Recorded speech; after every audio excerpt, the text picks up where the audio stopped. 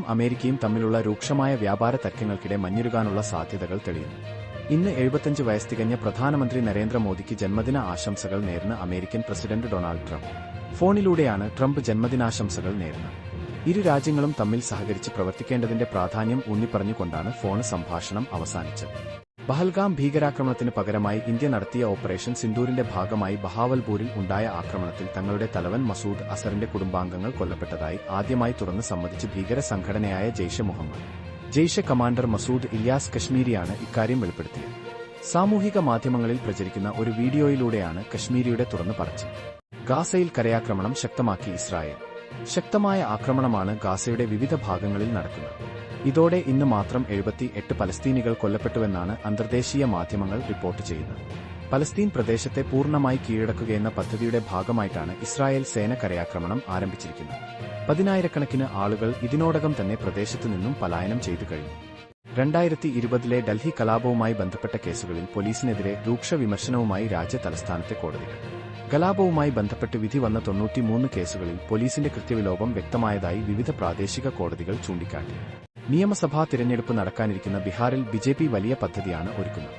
സംസ്ഥാനത്തിന് നിരവധി കേന്ദ്ര സഹായങ്ങളും ട്രെയിനുകളും അനുവദിക്കുന്നത് തിരഞ്ഞെടുപ്പ് ലക്ഷ്യമിട്ടാണ് എന്നാണ് ആർജെഡിയുടെ ആരോപണം. കഴിഞ്ഞ 2 തവണ തുടർച്ചയായി ജെഡിയു ബിജെപി സഖ്യമാണ് ബീഹാർ ഭരിക്കുന്നത്. ഇത്തവണ എന്തുവില കൊടുത്തും ഭരണം പിടിക്കണം എന്നാണ് ഇന്ത്യ സഖ്യത്തിന്റെ നിലപാട്. തമിഴക വെട്ടിക്കഴകം ടിവികെ രൂപീകരിച്ച് രാഷ്ട്രീയ രംഗം കീഴടക്കാൻ ശ്രമിക്കുന്ന വിജയുടെ സംസ്ഥാന യാത്ര തമിഴ്നാട്ടിൽ തരംഗമാകുകയാണ്.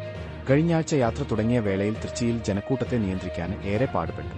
താരത്തെ കാണാൻ കൊതിച്ചെത്തിയവരിൽ പലർക്കും നിരാശയായിരുന്നു ഫലം. ഇവരോട് പിന്നീട് വിജയ് മാപ്പ് ചോദിക്കുകയും ചെയ്തു. ബിഗ് ബോസ് ഹോട്ടൽ ടാസ്കിൽ ഗസ്റ്റ് ആയി എത്തിയ ഷിയാസ് കരീപ്ലാച്ചി എന്ന അനുമോളുടെ പാവ എടുത്ത് പുറത്തേക്ക് വലിച്ചെറിഞ്ഞിരുന്നു. ഇത് അനുമോൾക്ക് ഗെയിം മെച്ചപ്പെടുത്താനുള്ള സൂചന കൊടുക്കാൻ കൂടിയായിരുന്നു. ഈ നീക്കത്തെ വിമർശിച്ച് രംഗത്ത് എത്തിയ അഖിൽ മാരാരെ പരിഹസിച്ചുകൊണ്ടായിരുന്നു ഷിയാസ് കരീമിന്റെ പ്രതികരണം.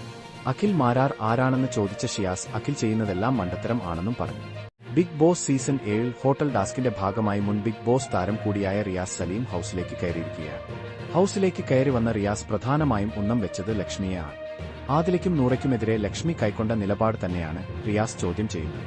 ബിഗ് ബോസ് സീസൺ 7 ഏറ്റവും പ്രതീക്ഷ അർപ്പിക്കപ്പെട്ട മത്സരാർത്ഥിയായിരുന്നു രേണു സുധി. സ്വന്തമായി ഫെയർ എന്ന് വിശേഷിപ്പിച്ചാണ് രേണു ബിഗ് ബോസ് ഹൌസിനുള്ളിൽ പ്രവേശിച്ചത്.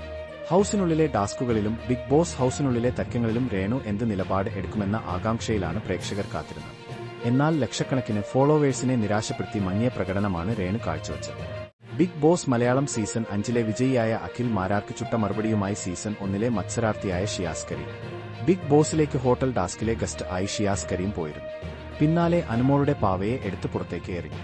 അകത്ത് കയറി ഗെയിം ചേഞ്ച് ചെയ്യുകയല്ല ഗസ്റ്റ് ചെയ്യേണ്ടത് എന്ന് അഖിൽ മാരാർ വിമർശിച്ചു. ഇതിന് മറുപടിയുമായാണ് ഷിയാസ് കരീം രംഗത്ത് വന്നത്.